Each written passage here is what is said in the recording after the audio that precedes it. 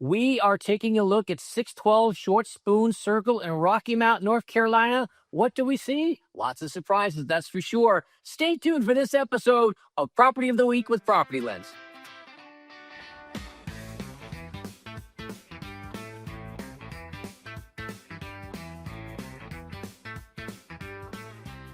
Ladies and gentlemen, boys and girls, ships at sea, it is time for another episode of Property of the Week from PropertyLens. For those of you who've never been here before, I'm Bob Frady, co-founder and CEO of PropertyLens. And with me, as always, John Siegman, president and co-founder of PropertyLens. So, John, I thought we would venture off to the beautiful state of North Carolina. North Carolina, first in flight. That's right. Don't you forget it either. We are going to go to Rocky Mount, North Carolina, approximately 60 miles, slightly northeast of Raleigh. Why? Because there's houses for sale there, and we want to see what those houses look like. Why else going there, though? I don't know. Why else would we be going there? Because it's the coldest market for houses in the U.S. So we want to see what happens in a colder listing versus a warmer listing. 612 Short Spoon Circle in Rocky Mount, North Carolina.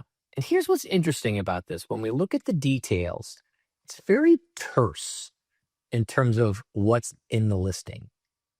So a lot of times the listing is, tra-la-la, fall in love, buy this house, see your dreams come true. None of that here. It says strong potential. What does strong potential mean to you, John Siegman? It means go look at a different house. It means they're going to need some work done to this house. That's what we see, but it may qualify for seller financing. If it was built before 1978, lead paint potentially exists. But when was it built? It was built in 1987, which is so why are they putting that on there? I don't know. Why introduce doubt? I don't know. This is the listing that we're looking at. Cancel out of this one and head on over to PropertyLens. Type in the address here. You go get your report. And then just a couple of minutes later, here's what comes out for 612 Short Spoon Circle in Rocky Mount, North Carolina. 3 bedrooms, 3.5 baths, built in 1987, 2,500 square feet. And it looks like it's had some prior damage in the past. First thing we see is the property score. What are you seeing here, John? Well, it's average, which isn't bad. I mean, average is a passing grade. The big question here is systems. Yep. Mostly because of the age of the house. You're looking at, were these things replaced? When were they replaced? Have they ever been replaced? But we're clearly not seeing any permits indicating those types of things. Big concern.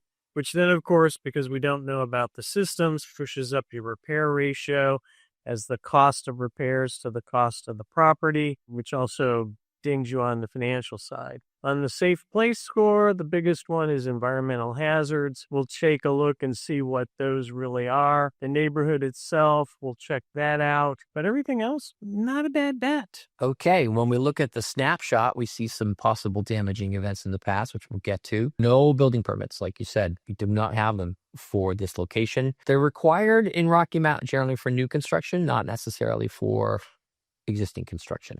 So that's a big, giant yellow flag. If there are no permits and anybody says that anything has been repaired in a house or fixed in a house, you got to understand why are there no permits. The roof's in good condition, doesn't appear to require major renovation, so you don't have to. You could probably live in this house just fine and be good. A big tax increase in the last 6 years, which probably means that somebody bought it and the taxes went up again. 3 owners in the last 15 years. It's not in a flood zone. It's not flipped. Ding, ding, ding, ding, ding. We estimate that you're going to spend about $25,000 in repairs, and it's on the low side for this place, primarily because the systems are old. And when you're looking at a house that's $285,000, that's a pretty good chunk of change. What have we got in our highlights and concerns here, John? It's got a good roof. It's got public utilities. You won't be generating your own. It's not in the flood zone. It's got decent fire protection and low wildfire risk. Concern side, area mismatch. So it's not the area that it's in. It's the area of the house. The realtor is saying one thing. The county is saying something else, so you'd want to find out why. It's got old systems, so not that that's necessarily bad. Old stuff works, but you'd want to definitely check that out. It's had some significant tax increases. It's not in a tax-controlled area, so you'd want to find out what's going on there. And there's no cooling mentioned, But you know it's got to have AC. So It's got to have something. got to have something. It's in North Carolina. Carolina. You definitely want to do your due diligence with this house. Okay, so here's some of the key questions that you should ask before you make an offer on this house. There's contamination sites nearby, which we'll cover in a bit. What we really want to know is what's the condition of electrical and plumbing systems? Has it been tested for mold or other pollutants? Are there any permits on this location? Has anything been pulled and maybe we just haven't been able to collect it yet? Kind of rare, but it does happen. Termite infestation in the area. Have you had anything in there? Any structural issues with the foundation? And what's the condition of the water heater? So that's some of the questions that you should be asking right off the bat when looking at this property in North Carolina. You're going to need a pretty extensive on-site inspection. Yeah, this is one of those things where the house isn't that expensive relative to a lot of other houses that we look at. However, people buying this level of house many times are struggling to just make sure that they can make the mortgage payment on this house. And now you've got all sorts of potential yellow flags on this house, which is reflected here in the 2-year repair cost.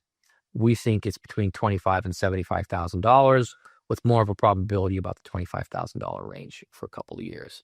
HVAC system is old, electrical's old, and electrical sometimes you can live with a little bit longer. Water heater, when's it been replaced? All the plumbing fixtures are original. The driveway and the asphalts are all original. And the roof looks like it's about original to the house as well. So you're looking at a roof replacement. There's a lot to digest here. There's a lot of questions you should be asking. But what's interesting about the roof is that it looks like it's past the end of its life of 26 years, but it still looks like it's in okay condition. So it's not a horribly conditioned roof, but it's looking pretty good. The toxic exposure is mold. It's North Carolina. It gets a little moist down there. And whenever you have moistness, what do you have, John? Yeah, mold. Lots of issues when we look at this from an insurance standpoint. It's not too bad to insure. The replacement cost, however, is far above the sale price of the house. So if you try to rebuild this location, then it's going to cost you more to rebuild it than it would to buy it. And some of your main concerns for this location is it's the roof. Everybody's concerned about roofs. Eastern North Carolina does get some hurricane activity, limited, but some. And you want to make sure that the roof is cooked or not cooked. Listing price $236,000. It's assessed for more than that. So you should ask, hey, what's going on with property values here? The assessed value is higher than the listing price. I would also apply for a tax abatement from the local market, because if they're assessing it at $300,000 and you're buying it for a third less, logic would dictate that your taxes should go down appropriately. We'll see though what happens. And there's the listing information we just saw. Here's the ownership data. This is a government house. Well, that's interesting. So in April, the government bought this house. So it was listed back here in 2025 for $349,000. Less than a year later, it's down to $236,000. What is that telling you, John? That's telling me that there are lots of unanswered questions, and it's currently owned by some government entity. That is a weird one. Be interesting to see where on map this house actually is, because maybe it's near some type of government facility, maybe it's near something that people shouldn't really live near. Here we are. It's on a golf course, which isn't too bad. You don't know if you don't live there. Hard to say. Which is, you got to get on the ground. About 50% of people move into areas that they know very little or nothing about. You got to get on the ground. You got to ask a lot of questions. So I am going from a yellow light to a little more of a red light. Oh, you're orange? Is that what I'm hearing? Currently orange. You've got this big old decrease in value in a year. What happened? Or what's going on in the area? Property taxes are all over the place. So they went down for a while and now they're back up. Up significantly. Maybe that was the reason why people couldn't stay there anymore. An extra $100 a month might drive you out of the house. Here's some pictures, it looks dated, waiting for you to move in. Again, you could live here, make some compromises, you could live here. You can see from the condition that the condition is not great. A little windy down there, nothing too terrible.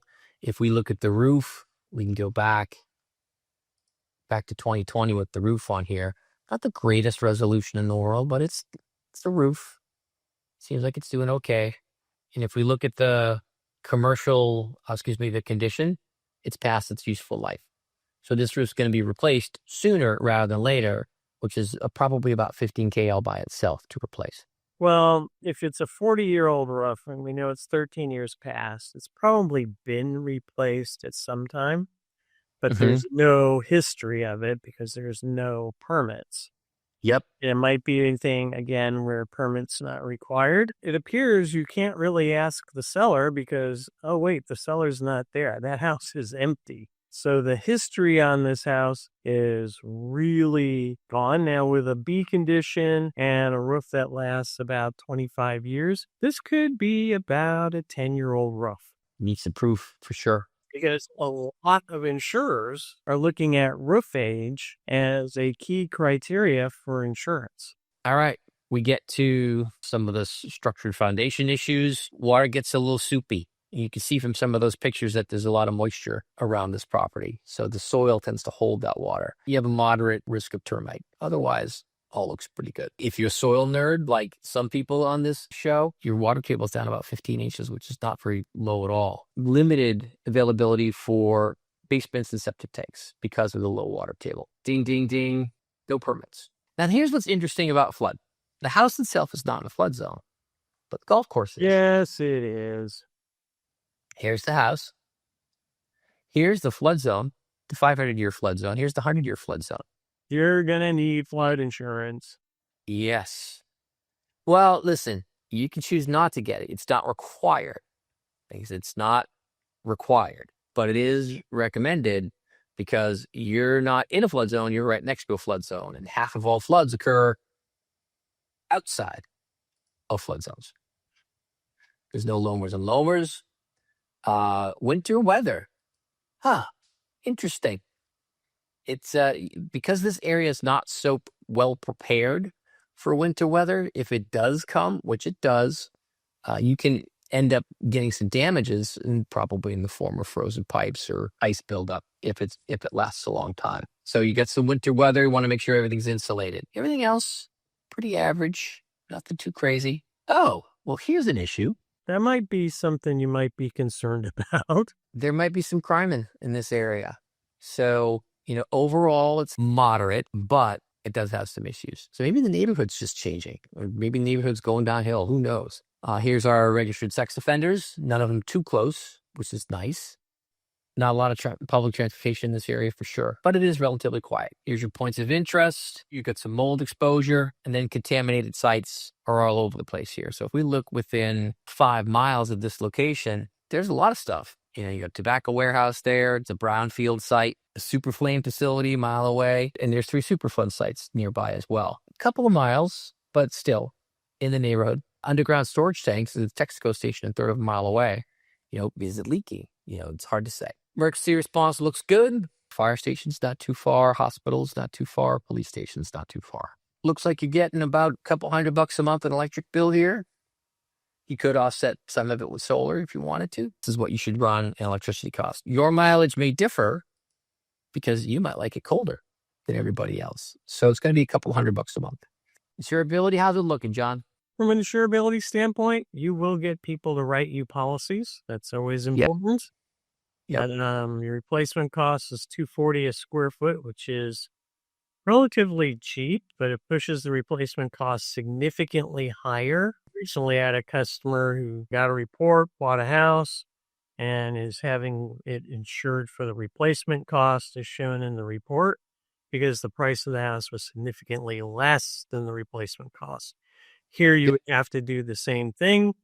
You can't insure it. Well, you can insure it for what you paid for it, but if you wanted to rebuild it, you can't rebuild it for what you paid for it.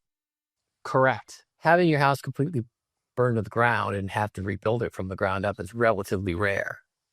That said, you might have You could have a lightning strike, you could have a tree, you could have weather, your roof could pop off, and that size of that repair could climb rapidly to the point where you don't have insurance to cover it. And no one likes to see that happen. And then here's our timeline. A lot of listings. So, John, let's say you are looking at 612 Short Spoon Circle in Rocky Mount, North Carolina. What are the top 3 questions that you have? Is there a long spoon circle? The They're a match set. top 3 questions that I would have is, how old's the roof, right? When was it last replaced? What do we estimate? When they replaced it, did they use fortified shingles? That's number 1. Number 2 is, who really owns this thing? It's currently a government owned, but what does that mean and why is it government owned? So I've got all sorts of questions on that. And then the third thing that I would be concerned about, tied to the roof is all the systems and all the rest of that stuff, because it's just an older house, 40 years old, give or take.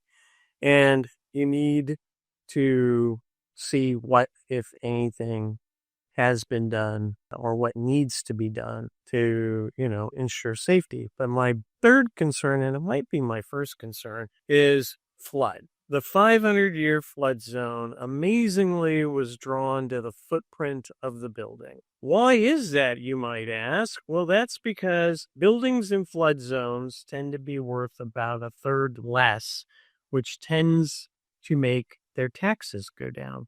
Now, the one thing that we didn't see is when that flood zone was established, because maybe the taxes went up after the flood zones were reestablished, because all of a sudden it's not in the flood zone. Well, here's the real problem with that. The water doesn't know where the lines are drawn, and you're going to get wet. Yep. So it's not a matter of if, it's a matter of when. And you have to take into account that you probably need to have a flood insurance policy, even though it's not required.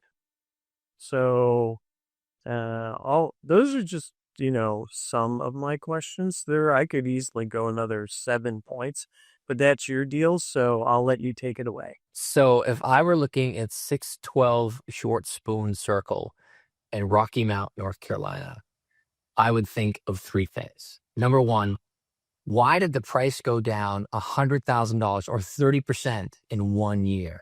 What the heck is going on here? Was there some sort of government action where it was seized?